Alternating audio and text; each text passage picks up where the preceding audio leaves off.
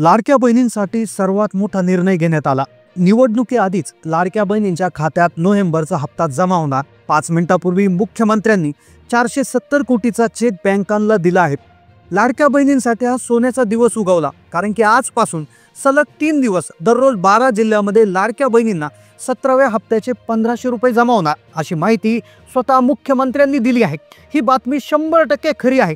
निवडणूक आता अगदी थोड्याच दिवसात येत असल्यामुळे सरकारनं बहिणींना खुश करण्यासाठी अतिशय वेगानं निर्णय घेतला आहे। मंत्रिमंडळाच्या बैठकीतच मुख्यमंत्र्यांनी कडक आदेश दिला आहे। बँकांना स्पष्ट सांगितले की बहिणींना 3 दिवसाच्या आत 36 जिल्ह्यामध्ये पैशांचं वितरण करा। आज पहिला दिवस आहे, आज 12 जिल्ह्यामध्ये वितरण होणार आहे। जर आजच्या 12 जिल्ह्यामध्ये जर तुमचा जिल्हा असेल तर तुम्हाला 100% पैसे येणार, अशी मुख्यमंत्र्यांनी अतिशय आनंदाची बातमी दिली आहे। पण त्याचबरोबर महिलांसाठी एक कडक इशारा देण्यात आला आहे। नोव्हेंबरचा जो हप्ता आहे तो सर्व बहिणींना मिळणार नाही। नोव्हेंबरच्या हप्त्याचं वितरण हे अतिशय वेगळ्या पद्धतीने होणार आहे। सर्व बहिणींना सरसकट लाभ मिळणार नाही, कारण की नोव्हेंबरच्या हप्त्यासाठी KYCचा नवा नियम लागू केलाय। आता ज्या बहिणींनी KYC केली आहे त्यांनाही पैसे मिळणार नाही। लाडक्या बहिणींची संख्या KYCच्या नियमामुळे अगदी घटली आहे। काल अचानक 1.5 कोटी महिला अपात्र होण्याची बातमी आली। आता जर तुम्ही KYC केली असेल तर तुमचा लाभ बंद होणार। तुम्हाला नोव्हेंबरचे 1500 रुपये अजिबात मिळणार नाही। स्वतः मुख्यमंत्र्यांनी मंत्रिमंडळाच्या बैठकीत हा कडक इशारा दिला आहे। नोव्हेंबरचा हप्ता सरसकट देण्यात येणार नाहीये। नोव्हेंबरच्या हप्त्यासाठी KYCचा नियम लागू झालाय, ज्याची माहिती आदिती तटकरे यांनी दिली। काल झालेल्या मंत्रिमंडळाच्या बैठकीत महत्त्वाचा निर्णय घेण्यात आला। कालपर्यंत फक्त 80 लाख महिलांची KYC पूर्ण झाली, त्यात 50%हून अधिक महिलांची KYC बाकी आहे। पण सरकारच्या या निर्णयामुळे ज्या बहिणींची KYC झाली आहे त्यांचे देखील पैसे आता बंद होणार, कारण महिलांनी एक चूक केली आहे, ज्याच्यामुळे त्या अपात्र झाल्यात। 1.5 कोटीपेक्षा जास्त महिला अपात्र होणार आहे, ज्यामुळे सरकारचे 25,000 कोटी दरवर्षाला वाचणार आहे। आता सरकारने डायरेक्ट ऍक्शन घेतली आहे, डायरेक्ट कारवाई सुरू केलेली आहे।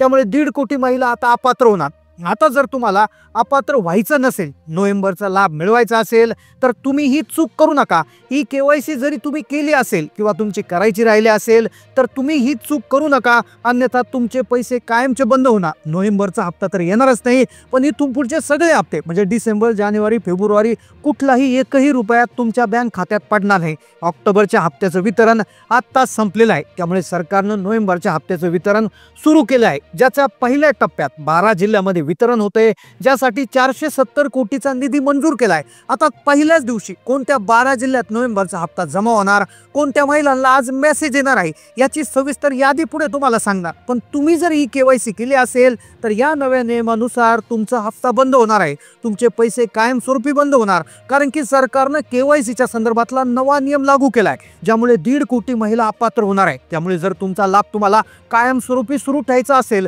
तर तो नियम नेमकं काय आहे तो तुम्ही लक्षपूर्वक जाणून घ्या, कारण की सरकारनं स्पष्ट केलंय KYC केली जरी असेल तरी देखील तुम्ही अपात्र होणार, कारण की 80 लाख महिलांनी KYC केली, त्यातल्या 50 लाख महिलांनी KYC करताना एक घोरचूक केलेली आहे, गंभीर चूक केली आहे। या चुकीमुळे सर्व महिलांचे पैसे बंद होणार, म्हणजेच KYC केली असली तरी देखील पैसे बंद होणार। त्यामुळे लवकरात लवकर सरकारने सांगितलं आहे की KYCतली चूक दुरुस्त करा, तरच तुमचे पैसे सुरू राहतील, तरच तुम्हाला मेसेज येईल, अन्यथा नोव्हेंबरचे पैसे तुम्हाला येणार नाही, कारण की थोड्याच वेळात 12 जिल्ह्यामध्ये मेसेजेस पडायला सुरुवात होणार। पण 1.5 कोटी महिलांचे पैसे आता बुडणार आहे।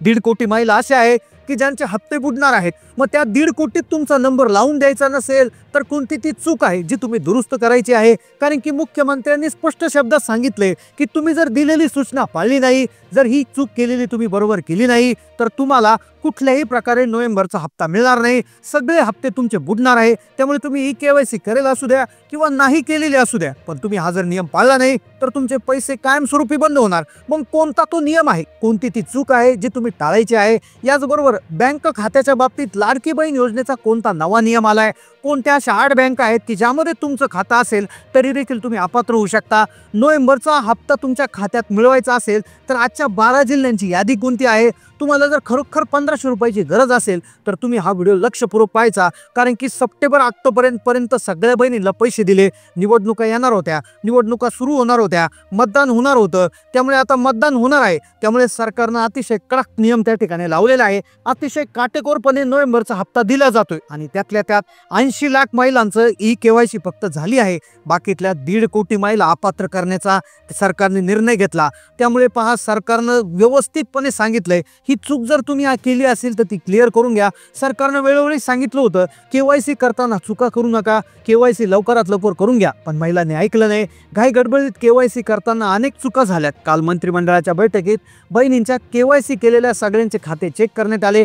त्यामध्ये एक अशी चूक सापडली जी सगळ्या महिलांच्या KYC केलेल्या महिलांच्या आहे, म्हणजे टोटल 1.5 कोटी महिला याच्यामुळे अपात्र होणार आहे. त्याचबरोबर ज्या महिलांनी पोस्टात खातं उघडलं होतं, स्टेट बँकेत खातं उघडलं होतं, त्यांचा देखील एक मोठा प्रॉब्लेम होणार आहे. आता जर तुमचं खातं पोस्टात किंवा स्टेट बँकेत असेल तर तुम्ही माहिती कान उघडे ठेवून ऐका, कारण की पहिल्या 12 जिल्ह्याची यादी आली ज्यात आता थोड्याच वेळात पैसे जमा होणार. पण पोस्टात स्टेट बँकेत खातं असेल, KYC केले असेल तर कुठल्याही प्रकारचा तुमचा लाभ मिळणार नाही. पहा, तुम्हाला ही चूक सुधारवण्यासाठी सरकारनं 2 दिवसाचा अवधी दिलाय, कारण की वितरण आज, उद्या आणि परवा फक्त 3 दिवस सुरू राहणार. या 3 दिवसात ज्या बहिणी या चुका सुधारवतील, बँक खाते बदल करून घेतील, पाहिजे ते कागदपत्र देतील, त्यांना 100% पैसे मिळणार आहेत, अन्यथा कुठलेही पैसे मिळणार नाही. बऱ्याच वेळा महिलांना वाटत होतं आपण KYC केली, आता आपण शांत बसून राहू, किंवा ज्यांनी KYC केली नाही त्यांना वाटत होतं ऑक्टोबरचे पैसे आपोआप आले, सप्टेंबरचे आपोआप आले, आता नोव्हेंबरचे आपोआप येतील. पण पहा, हे वितरण अतिशय वेगळ्या पद्धतीने आहे. KYC जरी केलेली असली तरी KYCच्या नव्या नियमामुळे तुमचे देखील पैसे बंद होणार. तसेच बँक खात्याचा देखील एक वेगळा प्रॉब्लेम झालाय. कोणत्या 12 जिल्ह्यात हप्ते येणार सगळं सविस्तर तुम्हाला सांगतो. पहा, सरकारनं KYCची प्रक्रिया ज्यावेळेस सुरू केली होती, म्हणजे पहा 15 सप्टेंबरच्या आसपास ही प्रक्रिया सुरू केली होती, त्यावेळेस गडबड अशी झाली की महिलांनी घाईगर्दीत जाऊन KYC केली, पण KYC करत असताना त्यांनी मोठी चूक केली होती. पहा, त्यावेळेस काय झालं होतं, बऱ्याचशा महिला विधवा होत्या, काही महिला निराधार होत्या, काही महिला अविवाहित होत्या. आता ज्या महिला अविवाहित होत्या त्यांचे वडील हयात नव्हते, तर काही विधवा होत्या त्यांचे पती हयात नव्हते. तर सरकारने त्या स्पष्ट लिहिलं होतं की ज्यामध्ये वडील किंवा पतीचा आधार नंबर देणं तिथं आवश्यक होतं. पण महिलांनी काय केलं, त्यावेळेस कुठल्या तरी CSC सेंटरवाल्याच्या म्हणण्यानुसार किंवा मैत्रिणी सांगितल्यानुसार कुठलाही सल्ला न घेता त्यांनी कोणाचे तरी आधार नंबर टाकून OTP येऊन ते KYC पूर्ण करून घेतलं. पण पहा, अशा महिलांची ही सगळ्यात मोठी चूक आता सरकारच्या लक्षात आली आहे. पहा, कोणाचाही नंबर तिथे चालणार नाही. आत्ता सरकारनं 2 दिवसापूर्वी ती तुम्हाला अलाउड केलेलं आहे. सरकार आत्ता म्हणते की जर पती वडील नसतील तर तुम्ही तुमच्या रक्ताच्या नात्यातील कोणाचाही त्या ठिकाणी नंबर टाकू शकता. रॅन्डम कोणाचे नंबर जर टाकले असतील तर अशा महिलांची KYC अवैध होणार आहे आणि त्यांचे हप्ते बंद होणार. सरकारने स्पष्ट सांगितलंय KYC केली जरी असली पण व्यवस्थित केली नसेल तरी तुमचा हप्ता आता बंद होणार. आता जिल्ह्यांची यादी सर्वप्रथम आली आहे. पहा, पुणे जिल्ह्यामध्ये सगळ्यात आधी नोव्हेंबरचं वितरण होणार, त्यानंतर मराठवाड्यामधला छत्रपती संभाजीनगरमध्ये वितरण होतंय, नांदेड जिल्ह्यामध्ये वितरण होणार, कोकणातील रायगड आहे, सिंधुदुर्गमध्ये वितरण होतंय, त्यानंतर इकडे बुलढाणा, पुणे विभागातील पुणे, सातारा, सांगलीमध्ये वितरण होणार आहे. तर अशा पद्धतीनं नोव्हेंबरचं वितरण होणार आहे. तर त्याआधी तुम्ही काय करा, तुमचं आधार कार्ड बँक खात्याला लिंक आहे का, तुम्ही जर KYC केलेली असेल तर KYC मध्ये चूक तर केली नाही ना, पुन्हा एकदा चेक करा. कोणाचा नंबर टाकला होता एकदा लक्षात घ्या. त्यानंतर तुमच्या बँक खात्यामध्ये मिनिमम बॅलन्स ठेवला आहे का, या 2-4 गोष्टी तुम्ही चेक करा. तुम्हाला आतापर्यंत किती पैसे जमा झाले ते कमेंटच्या माध्यमातून कळवा.